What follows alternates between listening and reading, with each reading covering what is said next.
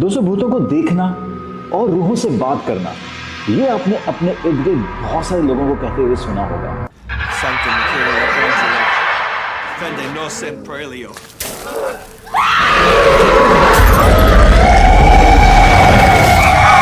किसी रूह से बात करना या अपने गिर्द गिर्द भूत को देखना कितना खतरनाक हो सकता है।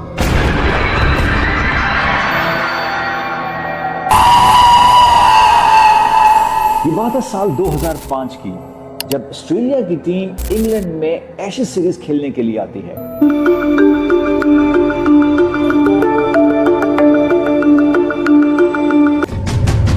मैच शुरू होता है, दिन गुजरता है और ऑस्ट्रेलिया की टीम इंग्लैंड के होटल ओल्ड बेल इंन में ठहरने जाती है।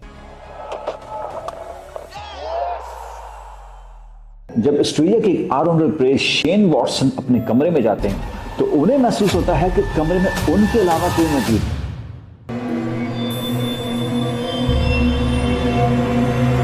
वॉटसन अपने इंटरव्यू में बताते हैं कि उनको ये महसूस हुआ कि कोई ऐसी अनजानी सी ताकत या कोई ऐसी चीज उनके कमरे में मौजूद थी जिनको वो महसूस कर सकते थे।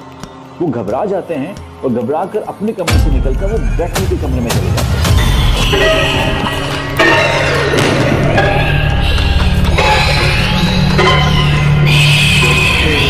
दोस्तों, ये एक एग्जाम्पल है, ऐसी बहुत सारी एग्जाम्पल्स जो सेलिब्रिटीज के साथ ऐसे वाकयात पेश आए। अगर बात की जाए बॉलीवुड की, जिसमें शाहरुख खान, कार्तिक आर्यन, विद्या बालन और इवन अक्षय कुमार अपने इंटरव्यूज में बता चुके हैं कि शूटिंग के दौरान उनके साथ बहुत सारे पुरस्कार वाकयात हुए।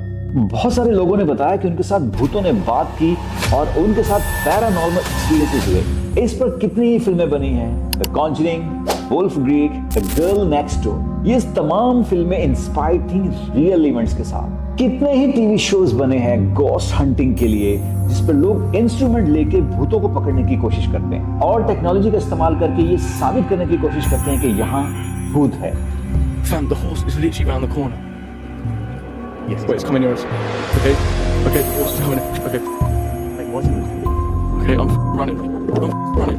कुछ लोग तो ये दावा भी करते हैं कि उन्होंने मरे हुए लोगों से बात भी की है, जिसमें बहुत ही famous American paranormal expert Steve Huff ने यह दावा किया था कि उन्होंने लेट सुशांत सिंह राजपूत की सुसाइड के बाद उनसे बात भी की थी। Did you try to kill yourself? Talking to Angel? क्या सच्चाई है इन सब बातों के पीछे? आइए जानने की कोशिश करते हैं इस वीडियो में।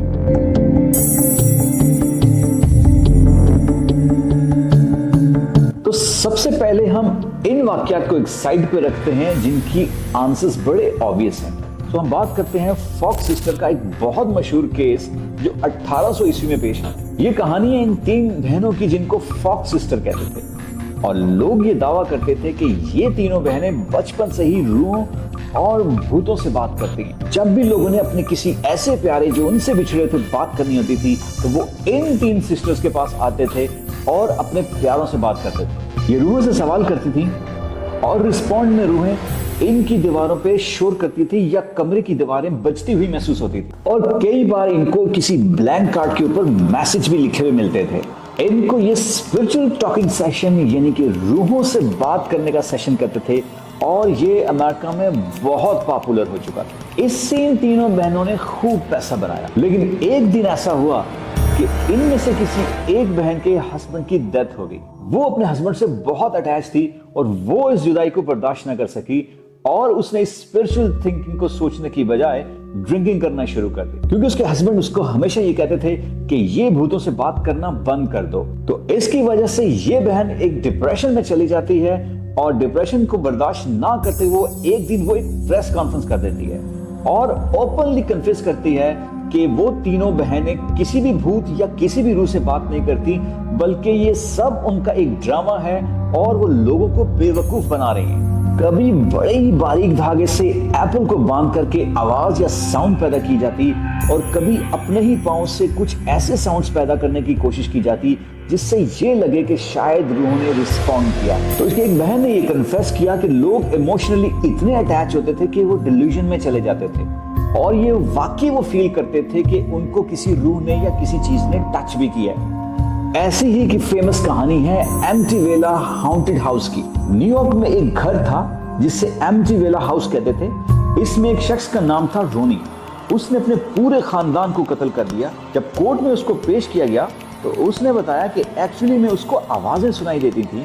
घर में उन भूतों की आवाजों ने इतना उसको फ्रस्ट्रेटेड किया कि वो इतना डिप्रेशन में चला गया कि उसने अपने ही खानदान को मौत की नींद सुला दिया। इसके बाद एक और फैमिली इस घर में रहने के लिए आती है, कैटी और जॉर्ज की।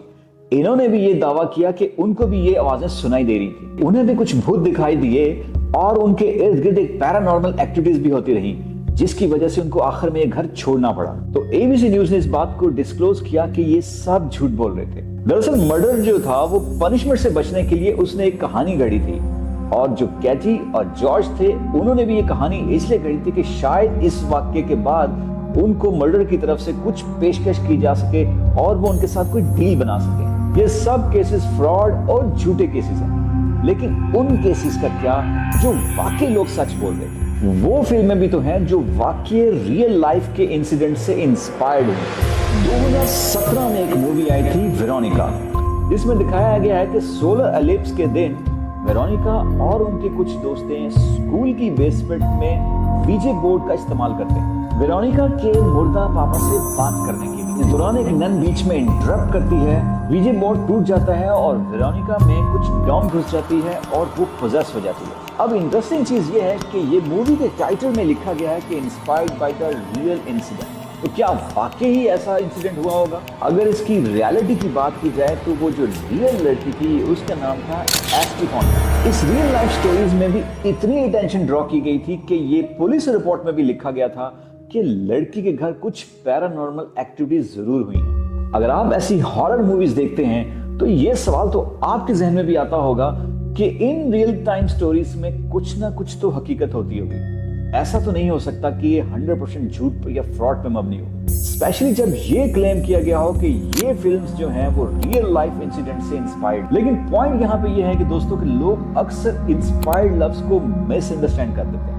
बेस्ड ऑन ट्रू इवेंट्स कहना और inspired from the real incident कहना दो अलग अलग चीजें। जब इस फिल्म के डायरेक्टर से पूछा गया था कि इस फिल्म को लेकर, तो उन्होंने कहा था, मुझे लगता है कि जब हम कुछ बताते हैं तो ये एक कहानी बन जाए, चाहे वो खबरों में हो। आपको सिर्फ ये जानने के लिए मुख्तलिफ अखबारात पढ़ने की जरूरत है कि हकीकत कितनी मुख्तलिफ है और वो कौन बता रहा है। So I knew we are going to betray the real events. यही वजह है कि असली कहानी और जो फिल्म में कहानी दिखाई गई है उसमें काफी फर्क है। रियलिटी में न्यूज रिपोर्टर के मुताबिक जो लड़की दिखाई गई है उसके पेरेंट्स जिंदा हैं, जबकि फिल्म में उसके पेरेंट्स फौत हो चुके हैं और वो लड़की भी 3 दिन में मर जाती है। लेकिन असली में वो लड़की एस्टिफानिया जो है वो कई महीनों तक जिंदा रहती है। दूसरा, ये लड़की किसी साइकोटिक डिसऑर्डर में मुब्तला थी और जिसको डायग्नोस नहीं किया जा सकता, क्योंकि ये उस टाइम ये लड़की एक गांव में रहती थी। फाइनली एस्टिफानिया की डेथ के बाद उसके पेरेंट्स ने भी ये क्लेम किया था कि उनकी बेटी के साथ कोई पैरानॉर्मल एक्टिविटीज होती थी और उनको अपनी बेटी के पुकार की आवाज भी उनकी डेथ के बाद आई। लेकिन जब एस्टिफानिया की मदर पर एक साइकोलॉजिकल एग्जामिनेशन किया गया तो पता चला कि उन्हें एक इमोशनल इंस्टेबिलिटी, एंजाइटी और नीड ऑफ अटेंशन है। इस केस में डिटेल में जाने की वजह है कि अक्सर ऐसी कहानियों में कुछ हमें ऐसा ही सुनने को मिलता है। ये हॉरर फिल्में ऐसे ही केसेस से इंस्पायर्ड होकर बनाई जाती हैं। दोस्तों, अगर एक फैमिली को पैरानॉर्मल इल्यूजन थी और अगर उसकी फैमिली के बाकी सारे मेंबर्स भी ये मानना शुरू कर दें कि उनके साथ भी कोई पैरानॉर्मल एक्टिविटीज हो रही हैं, तो सोचो उस फैमिली का क्या हाल है। ऐसे केसेस में एक फिनोमिना है जिसे नाम दिया जाता है मैस साइकोजेनिक इलनेस या उसे कहते हैं शेयर्ड साइकोटिक डिसऑर्डर। ये चीज हमें फेमस बेरूरी केस में भी देखने को मिली, जहां पर 11 लोगों ने इकट्ठी खुदकुशी कर ली। ऐसा ही एक केस रिपीट हुआ था ऑस्ट्रेलिया की फैमिली का, जो 5 लोग घर से निकलते हैं एक ट्रिप के लिए। अचानक इनको एक वहम हो जाता है कि इनको शायद कोई मारने की कोशिश कर रहा है। आहिस्ता आहिस्ता ये 5 लोग एक दूसरे से भी डरने लगते हैं और एक दूसरे से भी अलग हो जाते हैं। बाद में ये लोग मिल जाते हैं। ये प्योर एग्जाम्पल है शेयर्ड डिल्यूजन डिसऑर्डर का, जो अक्सर लोग जब एक दूसरे के करीब होते हैं वो अक्सर एक दूसरे के डिल्यूजन को रीइंफोर्स करते हैं। अब बात करते हैं कुछ अजीब और गरीब फिनोमेना, कुछ ऐसी चीजें जिनको देखकर या जानकर आप शायद शॉक हो जाएं और ये जानने की कोशिश करेंगे एग्जैक्टली काम कैसे करते हैं। पहले हम बात करते हैं वीजी बोर्ड की। इनकी स्पेलिंग है OUIJA, लेकिन प्रोनाउंस इनको VG कहा जाता है। इन्हें आपने बहुत सी फिल्मों में भी देखा होगा, एग्जॉर्सिस्ट, पैरानॉर्मल एक्टिविटी, कॉन्जरिंग, और बॉलीवुड में बहुत सारी फिल्में बनी हैं जैसे कि a death in the गॉन्ज। ZEE5 पर भी एक वेब सीरीज बनी थी और इसमें दिखाया गया था कि ये एक तरीका है रूहों से बात करने का। इस बोर्ड पर कुछ अल्फाबेट्स और नंबर होते हैं और यस और नो लिखा होता है। एक ट्रायंगुलर सा पॉइंटर होता है जिसे प्लांचेट कहते हैं। इसे इस्तेमाल करने के लिए लोग एक अंधेरी सी जगह पे जाते हैं, कुछ मोमबत्तियां जलाते हैं और आंखें बंद करके रिक्वेस्ट करते हैं, ए रूह हमारे पास आ जाओ, और अगर कमरे में मौजूद कोई भूत या रूह है तो हमसे बात करें। लोग इस पॉइंटर पर अपना हाथ रखते हैं और भूत या रूह से सवाल पूछते हैं और यस और नो में आंसर मांगते हैं, तो इनका हाथ खुद ब खुद यस और नो की तरफ जाता है। इंटरेस्टिंग बात यह है कि ये हाथ खुद मूव नहीं करते। बहुत से लोग ये वीजे बोर्ड इस्तेमाल करते हैं और इनका हाथ खुद यस और नो की तरफ नहीं जाता। जो लोग ये बोर्ड इस्तेमाल करते हैं उनको लगता है कि रूह या भूत ने इनका हाथ मूव करता है। Can you speak to us? Are you there? ऐसा कैसे मुमकिन है? इसके पीछे एक साइंटिफिक फिनोमिना है। ऑडियो मोटर इफेक्ट एक ऐसा साइंटिफिक इफेक्ट है जहां हम अनकॉन्शियसली मूव करते हैं, हमें अंदाजा भी नहीं होता कि हमारी बॉडी कहां मूव कर रही है या हमारे हाथ कहां मूव कर रहे हैं, हमें कोई आइडिया नहीं होता। अक्सर आपको ये फील आती होगी जब आप बेड पर सोने लगते हैं कि आप कहीं गिर गए या स्लिप कर गए और अचानक एक झटका लगता है और आपकी नींद खुल जाती है। इसको नाम दिया जाता है हाइपनिक जर्क। हाइपनिक जर्क और ईडी मोटर आपस में बहुत अलग है, लेकिन बहुत सारे पहलू में सिमिलर भी है। फर्क सिर्फ ये है कि हाइपनिक जर्क आपको तब होता है जब आपकी नींद आती है या आप सोए हुए होते हैं, जबकि ईडी मोटर इफेक्ट आपको जागते हुए महसूस हो सकता है। इन वीजे बोर्ड पे आपके हाथ यस और नो की तरफ जो खुद चलते हैं, ये इसकी सबसे बड़ी एग्जांपल है। आपका ब्रेन आपकी बॉडी को मूव करने के लिए सिग्नल दे रहा होता है और आपको कॉन्शियसली इस चीज का पता भी नहीं चलता। अगर आप इसको ट्राई आउट करना चाहते हैं तो आप वो भी कर सकते हैं। अभी मेरे पास एक माउस अवेलेबल है। हम ये करते हैं कि हम इसको डायरेक्शंस बनाते हैं। अगर मैं लेट्स सपोज इस माउस को एंटी क्लॉकवाइज या क्लॉकवाइज मूव करना चाहता हूँ, तो मैं बगैर किसी डायरेक्शन के अगर इस माउस को देखूं तो ये मेरी डायरेक्शन के साथ खुद ब खुद मूव करेगा। लेट्स सपोज अगर मैं इसको क्लॉकवाइज मूव करना चाहता हूं तो मैं देखता हूं कि इस माउस की जो मूवमेंट है वो ऑटोमेटिकली क्लॉकवाइज मूव होगी। अगर लेट्स सपोज मैं इसको एंटी क्लॉकवाइज मूव करना चाहता हूं तो इस रोटेशन में है, तो कुछ देर बाद आप देखें कि एंटी क्लॉकवाइज मूव होता है। इवन मैं अगर अप फ्रंट एंड डाउन भी करना चाहता हूं तो वो भी मैं इसको कर सकता हूं। तो आप देख रहे हैं कि ये मूवमेंट जो है मेरी अप एंड डाउन भी है, जो सिर्फ मेरे माइंडसेट के साथ ही चल रही है। सिमिलरली जो लोग वीजे बोर्ड इस्तेमाल करते हैं उनको लगता है कि वो वाकई किसी रूह या भूत से बात कर रहे हैं। उनके दिमाग में अनकॉन्शियसली इमेजेस और मेमोरीज बनते हैं उस इंसान को लेकर जिसकी रूह से वो बात करना चाहते हैं। वो जब सवाल पूछते हैं उनका दिमाग इन इमेजेस और मेमोरीज को लेकर इनका जवाब यस और नो में देता है और इनका ब्रेन अनकॉन्शियसली उस बोर्ड की तरफ जाता है। एक बहुत सिंपल सा टेस्ट है ब्लाइंड फोल्डर टेस्ट। इस टेस्ट में क्या होता है कि कुछ लोगों की आंखों पे पट्टी बांध दी जाती है और उनके सामने वीजे बोर्ड रख दिया जाता है। अब वो कनेक्ट करें उस रूह के साथ जिससे वो बात करना चाहते हैं। अब इस टेस्ट में थोड़ी सी चेंजिंग ये की गई कि बजाय इसको खुली आंखों से देखने की बजाय उनको ये फील कराया गया कि वो एक ब्लाइंड फोल्डर के साथ ये टेस्ट करें। अब अगर एक्चुअली में वो सही किसी रूह से बात करते थे तो वो पॉइंटर जो वीजे में यस और नो की डायरेक्शन दिखाता था उसको अब भी उसी डायरेक्शन में जाना चाहिए, क्योंकि दावा ये किया जाता था कि वो कोई रूह उसकी पोजीशन चेंज करती है। लेकिन मजे की बात यह है कि जब ये ब्लाइंड फोल्डर इन लोगों पे लगा कर टेस्ट किया जाता है तो वही पॉइंटर एक अजीबोगरीब पोजीशन पे चला जाता है, यानी कि ना वो यस में होता है ना वो नो में होता है। तो इससे ये साफ जाहिर था कि अनकॉन्शियसली उनका माइंड वो सारी चीजें देख रहा होता था कि एग्जैक्टली यस और नो की पोजीशन क्या। लेकिन जब उनको ब्लाइंड फोल्डर के साथ ये टेस्ट कराया गया तो उनको एग्जैक्टली लोकेशन का पता नहीं था कि यस और नो की लोकेशन क्या। जब यही एडियो मोटर हमें इन लोगों में देखने को मिलता है जो कहते हैं कि वो पोजेस हो चुके हैं और उनके अंदर कोई साया है, ऐसा नहीं, वो सब लोग झूठ कह रहे हैं। ऐसा मुमकिन है कि उनकी बॉडी अनकॉन्शियसली मूव कर रही है बिना उनको पता हुए, इसलिए उनको ऐसा लगता है कि शायद वो पोजेस्ड हो गए, क्योंकि वो अपनी बॉडी पर कंट्रोल खो चुके होते हैं। अनकॉन्शियस मूवमेंट का कमाल ये है। तो दोस्तों अब बात करते हैं उन टीवी शोज का, उन गोस्ट हंटर्स का जो इक्विपमेंट लेकर इस टेक्नोलॉजी के दौर में गोस्ट को ढूंढने के लिए निकलते हैं। वो किसी भी पुरानी बिल्डिंग में घुस जाते हैं और भूतों को पकड़ने की कोशिश करते हैं। तो आइए थोड़ा सा इसका भी एनालिसिस करते हैं। अक्सर ये गोस्ट हंटर कैमरा इस्तेमाल करते हैं, इन्फ्रारेड कैमरा,